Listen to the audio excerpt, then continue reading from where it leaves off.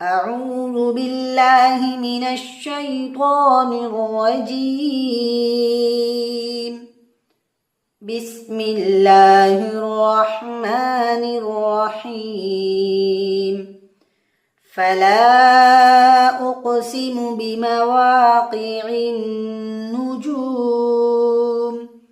وإنه لقسم لو تعلمون عظيم.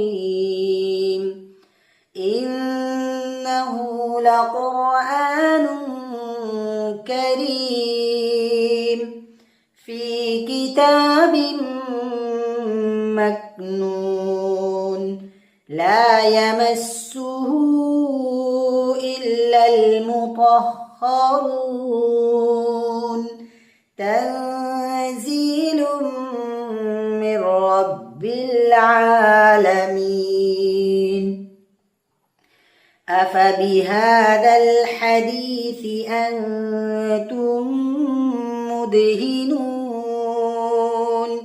وتجعلون رزقكم أنكم تكذبون. فلولا إذا بلغت الحلقوم وأنتم حينئذ تنظرون ونحن أقرب إليه منكم ولكن لا تبصرون. فلولا إن كنتم غير مدينين ترجعونها إن كنتم صادقين. فأما إن كان من المقربين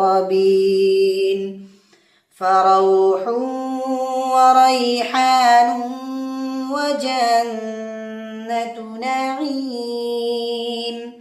وأما إن كان من أصحاب اليمين فسلام لك من أصحاب اليمين.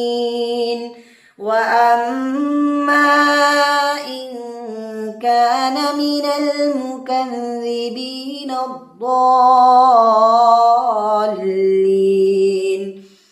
فنزل من حميم وتصلية جحيم.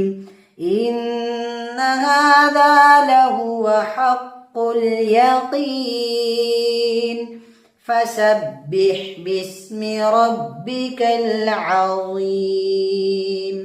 صدق الله العظيم.